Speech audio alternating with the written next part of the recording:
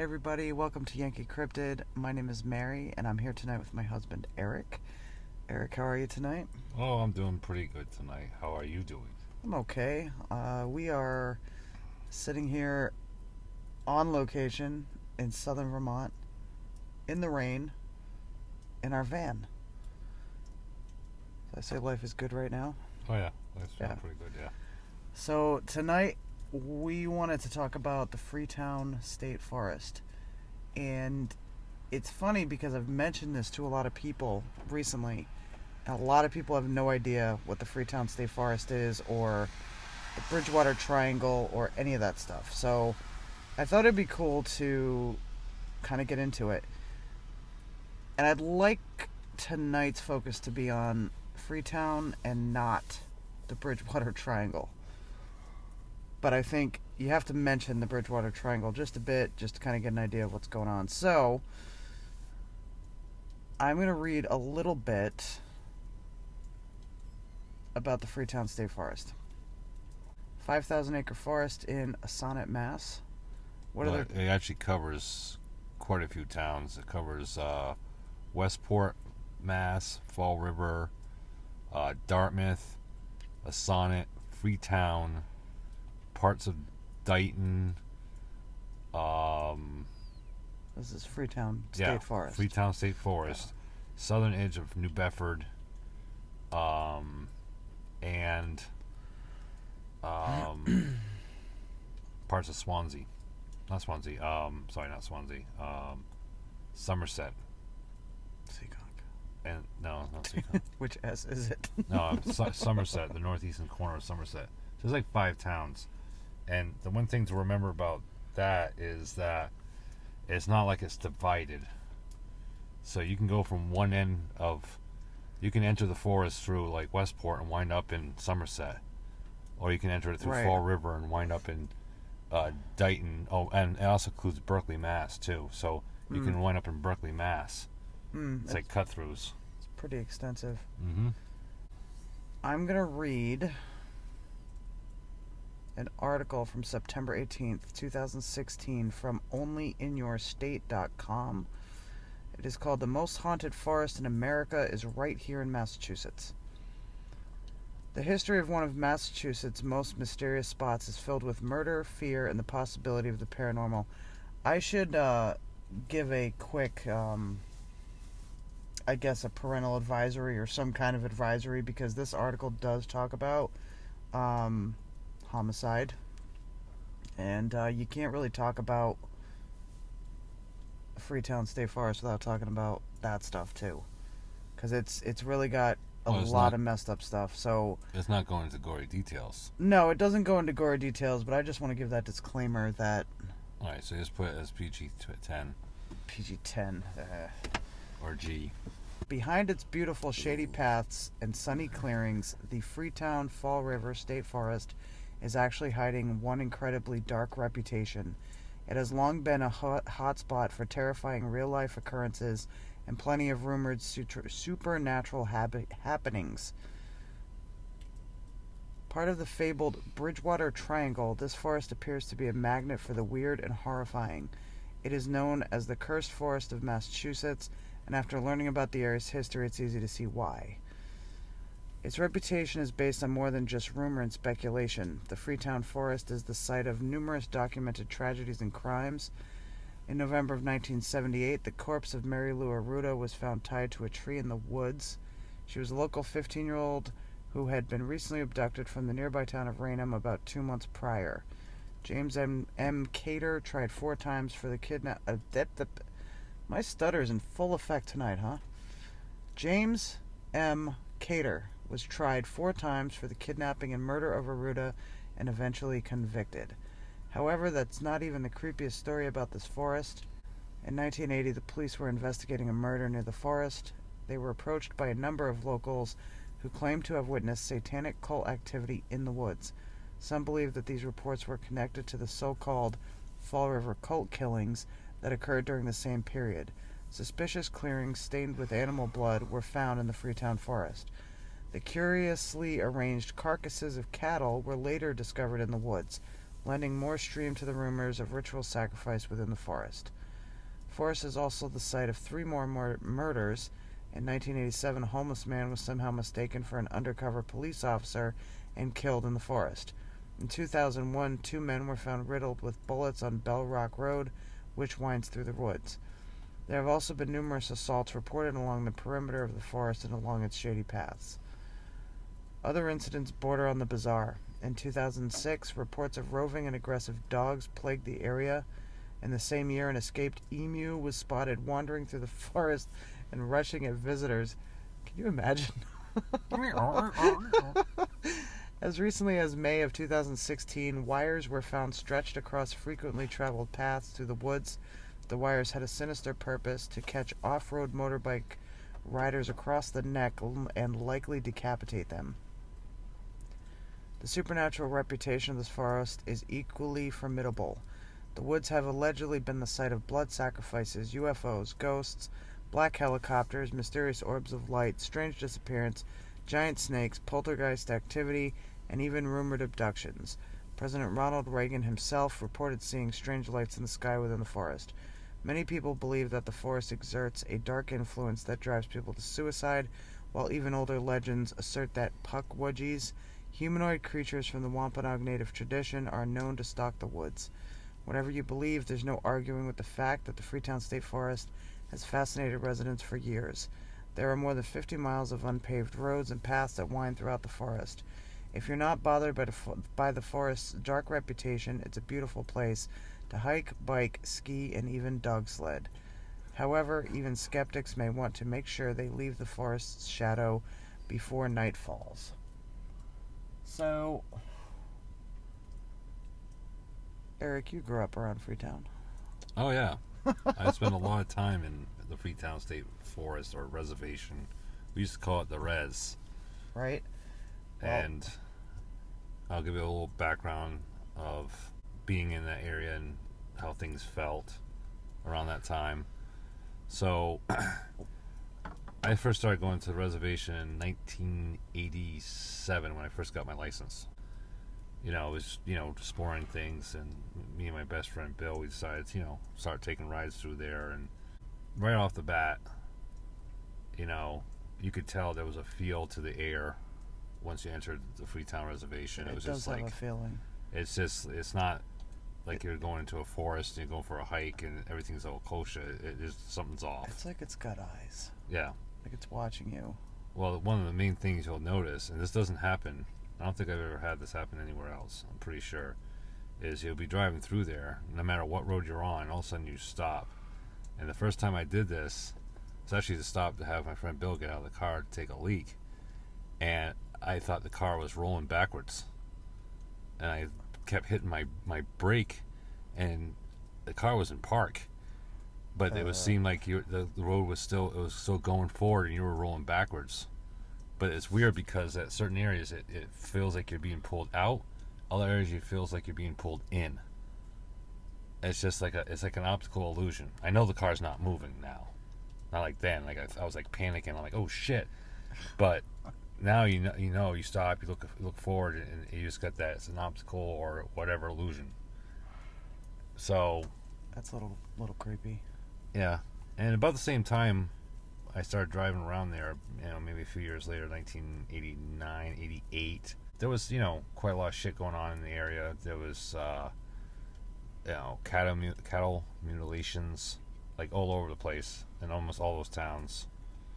And there was like, you'd be driving through there and you see like it looked like someone walking through the woods with a flashlight, but like you're like, it's 12 o'clock at night. Who would be walking through the woods? Sometimes during the daytime we would stop and get out and maybe walk in a little bit. We never walked in far, but you'd see some of the satanic symbols on the trees and stuff like that. And there's one area we went to, it's almost like a ritual area. It had like a slab and a shit ton of beer cans around there, but you just had a feeling like you shouldn't be there,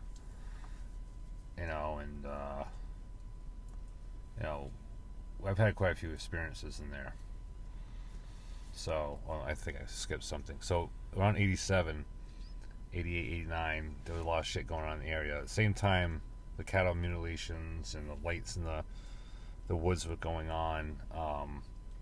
There was a serial killer on the loose in the area, dumping great. bodies in the Freetown reservation and along the roads and stuff like that, close by. There's So a lot of stories about bodies. I don't know that I want to get into that too deep because it's kind of disturbing. Well, you missed one important one, like one of the Yeah, there's some that aren't listed in that article that I there was read. one that I read. I know a little bit about. 1965. There was a couple on like a lover's lane towards the Dartmouth side, like in between Westport and Dartmouth, and they went to go parking, and they were found like the next day. The woman had been shot in the chest, and then twice in the head. Oh, jeez. The boyfriend was shot 4 times in the head. No, 3 times in the head, once in the chest with a .22 caliber. I don't think I've ever heard that story. I didn't hear about it until I just read it a little while ago. Oh, yeah. wow. 1965. They were engaged. They were 21, both 21 years old. They did finally catch the person, but the person was like committed because he was like totally insane. Jeez. But all right, so getting back to like that time period, so there was a lot of stuff going on. You got a serial killer on the loose. You had cops running through there, but it was like no one cared.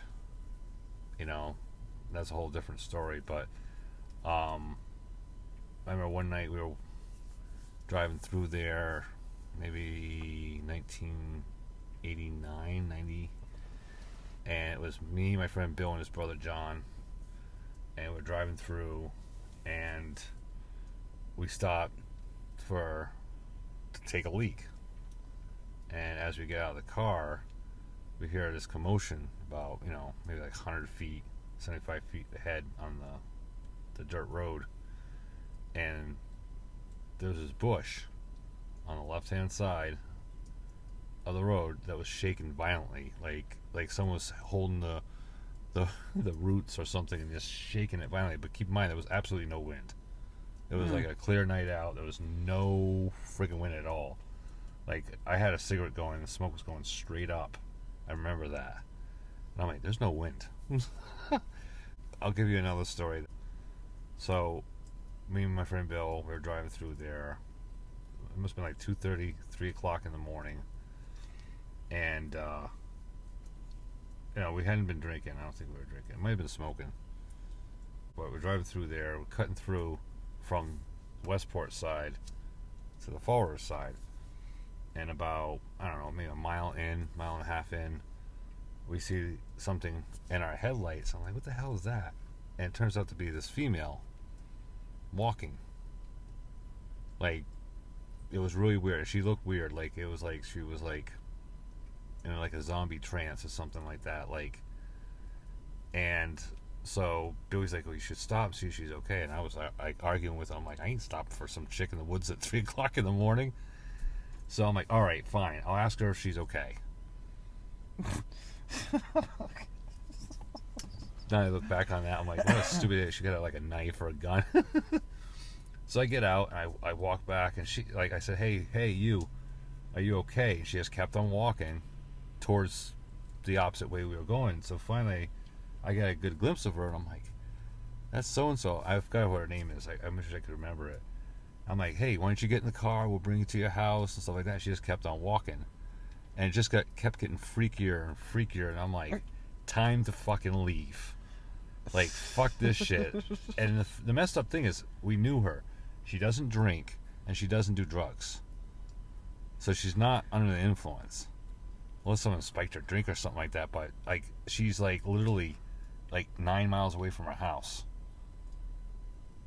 So the story gets even weirder. So we, like, I get back in my car. I'm like, Billy, fuck this shit. We're out. I fucking peeled out and left. I'm like, we ain't going back. That's it. A couple of days later, or maybe it might have been a week later, we see her. And we asked her about it. I'm like, hey, we saw you out in the woods, the other day, like 3 o'clock in the morning. Like, what was going on? She goes, I wasn't out there. And she swore by it. She goes, I was home probably. Why would I be out in the woods? Yeah, that was a little scary. That's a little creepy because okay, so we both been to Freetown, like in person, a Yeah. lot. Mm-hmm. Okay, actually, one of our first romantic dates was actually to the Freetown Freetown Forest. Reservation. And I remember walking through taking pictures. We kind of like, we got out of the car and we were walking around and we kind of separated a tad and I was just doing my photo thing. And I remember the entire time I just felt like those woods, like all woods have a different personality. That's kind of how I see it. Like, you know, they all feel different and Freetown, I just felt like I was being watched. And I'll never forget that feeling from that first time being there.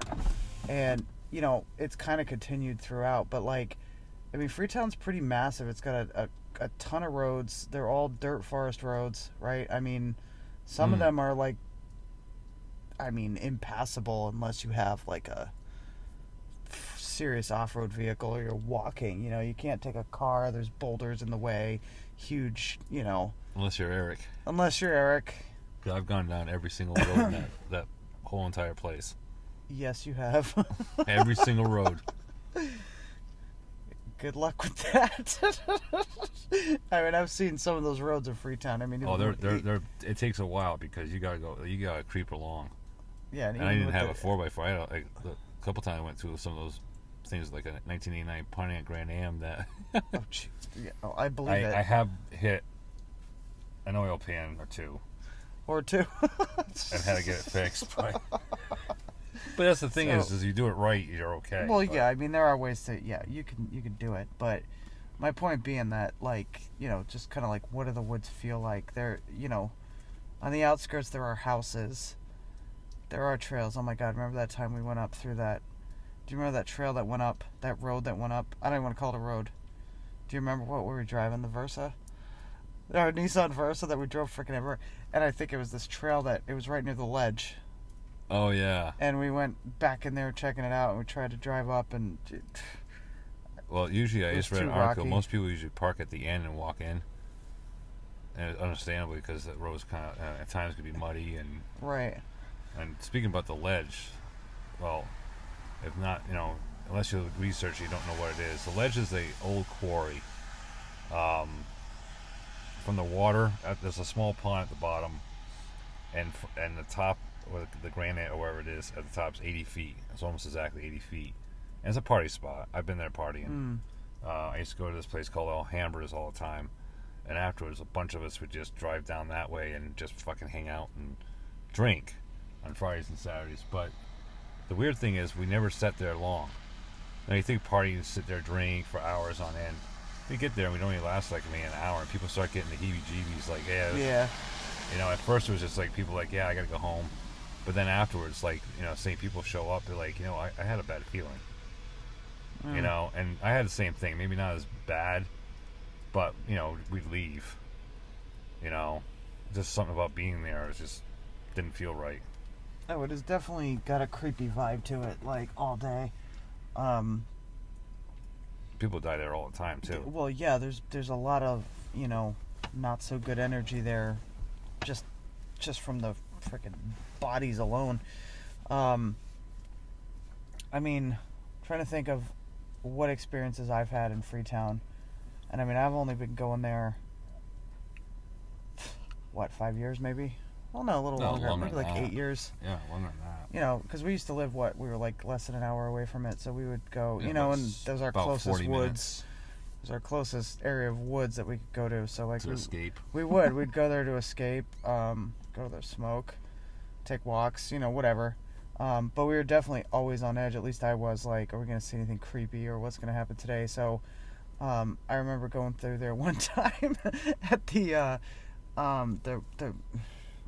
not the reservoir. Is it a reservoir? What's it called? What, the land bridge thing? Yeah, the bridge. Reservoir. Okay, so I got out to, you know, nobody's on the road. We're driving through. I was like, oh, let me take a picture of that swan or whatever it was. I don't even remember what I was taking a picture of.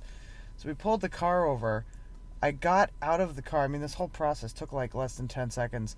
I get out of the car with my camera, and I go to lift my camera to my eye, and all of a sudden there's a cop out of nowhere. You remember that? Yeah. He's like, you can't get out on the bridge, or you can't. I think I had a cigarette in my hand. You can't smoke. I forget what is smoking. No smoking on the bridge, and I'm like, you can't smoke here or something like that. And I'm taking a picture. Yeah, it was just crazy. He just popped up out of nowhere. Like he was not he wasn't there. You know, like, It could have been one of those phantom cops. I know, right? It could have been. Like, yes, you know. I thought it odd. You know, It was very just, odd. It was a little bit odd. I could see him pulling up and saying, "Hey, you know, I understand what you're doing. You can't park here, though."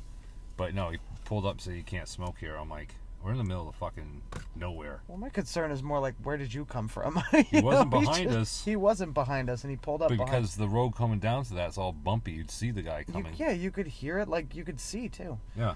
I remember another time we were actually taking a walk with the kids. This was more recently. What's that spot where we would take the walk? The parking. There was a little parking area, trailhead. Oh, what road is that? I don't remember it offhand. I know which one you're talking about. It's on the corner there, and you take a left to go deeper into the reservation. But it's like a little parking area. There's all the pines. The pines. There's the trail across the street. Yeah, across the street. Yeah.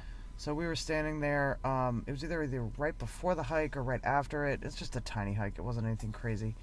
But we're standing outside, and we hear in the distance this noise. It was almost like... it was so loud and so indescribable. It was kind of like a bark and a growl put together. Does that make sense? Like, is that how you would describe that noise? That was, something like that. And it was far away, somewhere in the forest. I don't know how far, but you know, it was just one of those indescribable sounds. And interestingly, it is the same sound that I heard on what was it? Not the Cameron, Caledonia Turnpike in Pennsylvania. Mm.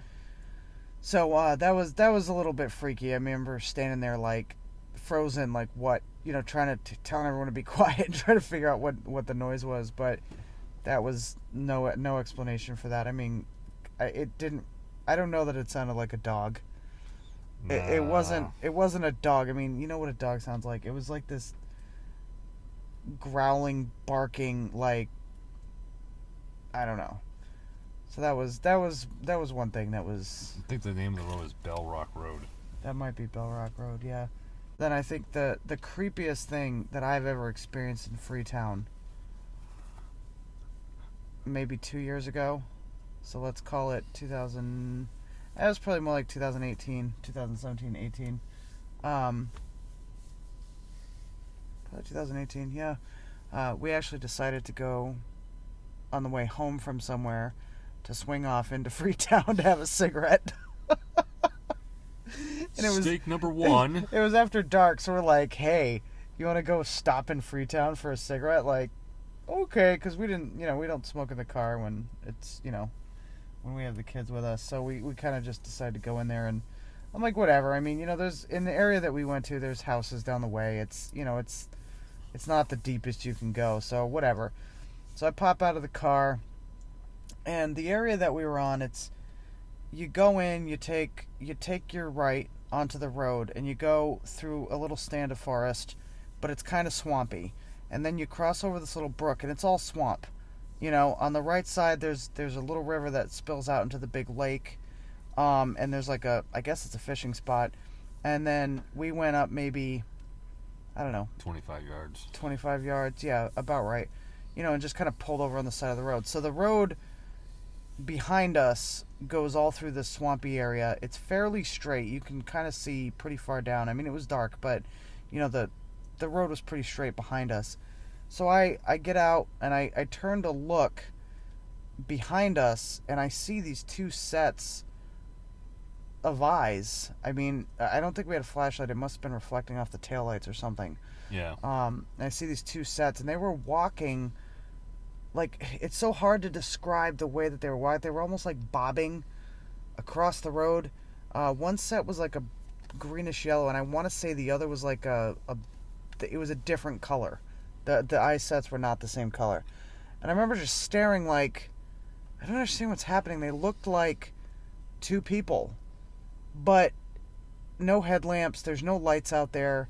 And the area that they crossed over, based on like their angle and their trajectory and whatnot, they were crossing from the creek into the swamp. So like people, it wasn't people. There's no way this could have been people, because people aren't going to do that. Like the road drops off on the side of the creek. Nobody's just bounding up over it in the dark. I mean, it just isn't possible. It's not feasible. So I still have no explanation to what those eyes were. They just disappeared. They took a diagonal cross across the road and disappeared into the damn swamp. So, like, I don't know. Like, Well, we went I'm back. still perplexed, you know? We went back and a couple years later. Was it last year we went back there? It was a couple months ago. A couple months ago. Yeah. Okay. Yeah, it might be in last year, 2020. But we went back there and we kind of like gauged it, like measured it from like the area and where the eyes were, and the eyes would have been at least a foot taller than I.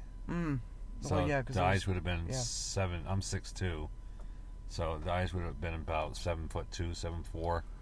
So that means that, I mean, it's not a deer, unless it's a gigantic fucking deer. Ugh, walking on And the timelines. even I mean, it No. could have been a moose, but there's no moose in that part No, of it was- Massachusetts. I don't think it was deer, because I mean, I've seen deer eyes at night, and firstly, these were two separate colors, and they were different heights. One was taller than the other, as if it was like, I don't know, like a parent and a kid, maybe not a kid, but maybe a parent and a teenager or something, you know, like two distinct heights. And they were looking straight at us the whole time. Yeah. And they're bopping across the road like they were, it was just, Well, given the height that we measured, that means the top height on that would have been at least 7'8", 7'10". yeah, something like that. Yeah. And the messed up thing is, though, is like, you know, from what I remember, they were across that road pretty quickly. Not like they were running. No, they weren't running, They but weren't running. they did go pretty fast. They went pretty fast. And I only got the fleeting glimpse of it, too. I only saw the tail end of it. Oh, I fucking... You saw the whole thing. I saw the whole thing, and I was frozen for a minute, like... I mean, it's dark. I mean, it was like 9 o'clock at night. Yeah. You know, I mean, I'm not saying people aren't down there at night, but, like, no headlights, no Not flashlights, walking through there. 'cause no cars. There were no cars around there either. was no cars around. So here's the thing. If you're walking through there, and we measured everything, like we put it up to perspective, whatever. If they're walking through there, they're walking not only into the marsh area, but thick underbrush. Right, yeah, it's not like a clean curb, it's... I would be It's- making a shit ton of noise. If me walking No, there was through no noise. there was no noise. I heard no noise, no footsteps on the ground, no And- nothing. So that means, I mean, they could have just walked right over that. I mean, a human being wasn't making that walk. No.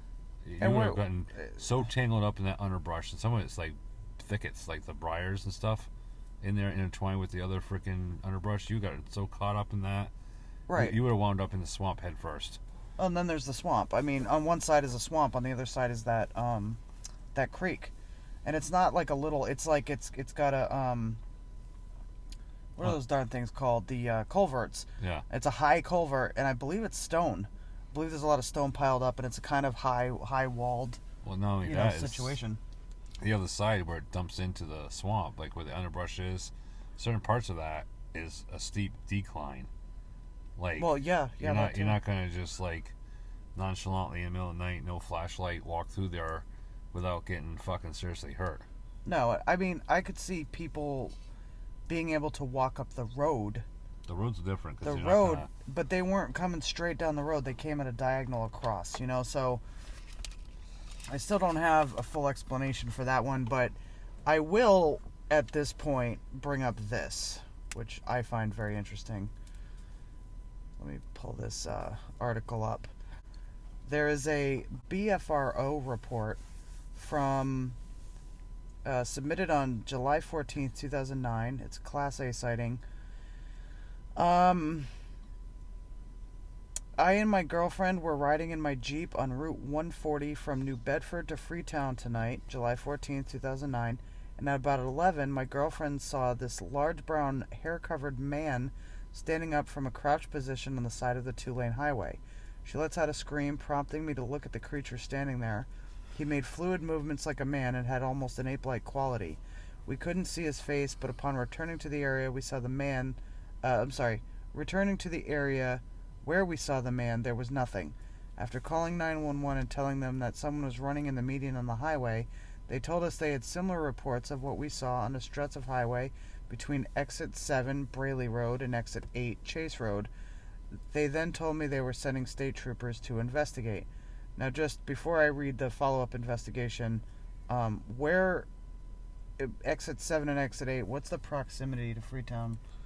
That borders the Freetown Reservation. That's the it's New Bedford / Freetown. So that's the southwestern corner of New Bedford, northeastern corner of Freetown, and the highway kind of cuts through there.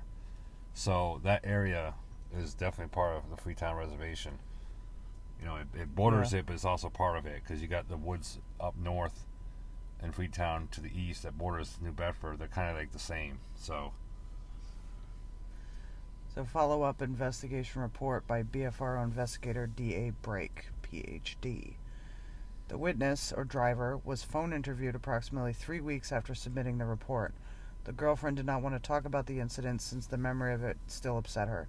A 30-minute inquiry and site visit to the specific area of the sighting provided some additional details summarized below. The witness was driving northbound and traveling approximately 70 miles per hour in the left passing lane closest to the divided highway median. The depressed grass median between exits 7 and 8 of the north and southbound lanes is approximately 40 yards wide. The witness stated that the animal had a wide midsection covered in brown body hair, darker brown long arms, and was approximately 7 to 8 feet tall based on the height of the highway mile marker that was just adjacent to where the animal was standing. The witness also stated that the animal had a long chiseled jaw. The total duration of the sighting was approximately 3 seconds from the time the witness turned his head and first saw the animal until his car passed the creature. As his car passed the animal, which was standing only 3 to 4 to the left of the hood of his Jeep, the witness reporting having a scared sensation and noticed that the animal had one arm down and the other arm up in a bent position as if getting ready to cross the northbound lane. The witness exited the highway approximately 2 miles north of the sighting and traveled back the southbound lane to the point of the sighting but did not see anything unusual. Although the placement of the 911 call by the witness was not confirmed, the witness reported that he subsequently had an informal discussion of the sighting with a friend who was a Massachusetts state trooper whom was on call that night. The police officer told him that the local dispatcher did receive several related calls around the same time that evening, and he and several other troopers responded to the call and arrested several teenagers who were in the general area. However, upon receiving this information, the witness remained steadfast in his belief that what he saw was not a teenager playing a prank. The location of the sighting is immediately west of the Bolton Cedar Swamp, recognized as an important conservation land tract comprised of wetlands, ponds, bogs, and acidic swamps vegetated with Atlantic white cedar, pitch pine, and scrub oak. The sighting occurred approximately 14 miles north of report number 25364 and approximately 3 miles southeast of the eastern border of the Freetown State Forest. This state forest marks the western point of the Bridgewater Triangle, an area of approximately 200 square miles that has had numerous reports of paranormal activity dating as far back as 350 years when Native American tribes and colonists co-inhabited the area. I mean, there's definitely reports, there's reports going back forever of weirdness going on in there, Well, I can bring in my story into this. Which one? The one of me and my son. Oh, yeah. Yeah, let's close with that one. Okay. Because that's interesting. So, me and my son, at the time, he was probably like 12, 13.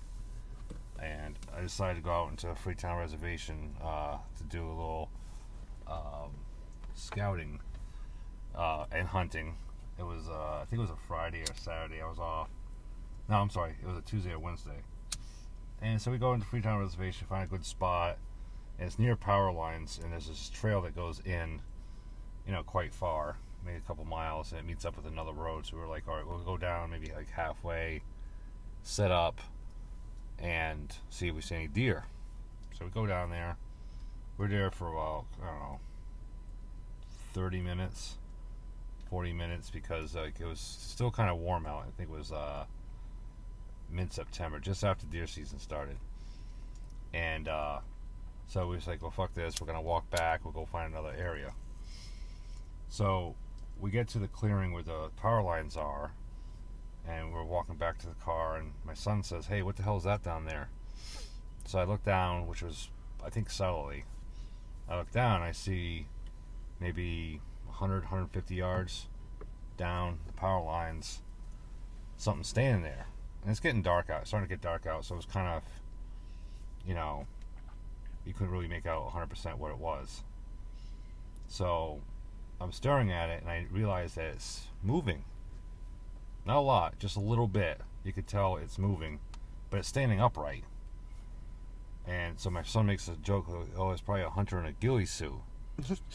So I'm like, I don't know about that, because it was kind of darker. I couldn't tell the exact color because it was so far away. So I'm like, well, fuck it. Like, let's try to fucking scare it, right? So I yelled, I think I yelled down to it, "I'm going to fire an arrow down there." I don't even know if I'd be able to hear it because the wind was like at my face. So I said, "Screw it, I'll fire an arrow down there." So I fired one arrow down there, and I think I came pretty damn close, probably within like 5 or 10 feet, because that's a pretty long shot. And after I fired the shot, I looked down there, and the damn thing's fucking gone.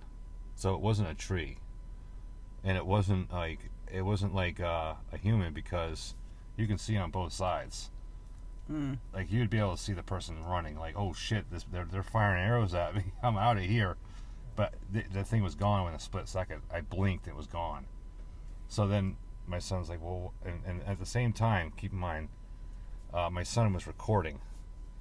We were recording the whole entire incident, and which I have to find. I think it's in that computer that the hard drive crashed, but I'll try to find it. But so we walked down there. There was a tree to its right along the power lines that it stood maybe even or slightly higher. So we walked down there, and I'm standing there, and that's probably like 9 feet at the top of the tree. So this thing was probably about 9 feet and probably about as 3/4 as wide as the evergreen tree. So I don't know what it was. I don't know if it was a Bigfoot. If it was a guy in a ghillie suit, it's stupid. But I don't think it was a person, because it was like, I mean, like 15, 20 yards. The person would have to start like dashing, like run, like, and you can still see in the tree line, because it was foliage that time. So there was like some trees that didn't have foliage on them. Like, even if it ran right where there was evergreens, you would see it. My son would have seen it, because he wasn't taking the shot. That thing moved, gone. Like, it just fucking got up and gone. And when we reviewed the video footage, you could tell it's not a tree. The way it was shaped, you could see like an outline of a head, the shoulders. You couldn't really see the arms too well. You could see like they were like down by the side. One side you couldn't see if it was an arm or not, but the other side you could tell it was maybe an arm. Really, you couldn't tell, and you really couldn't even tell it was legs. The way it was standing, because it was just one colorization. You couldn't see a separation.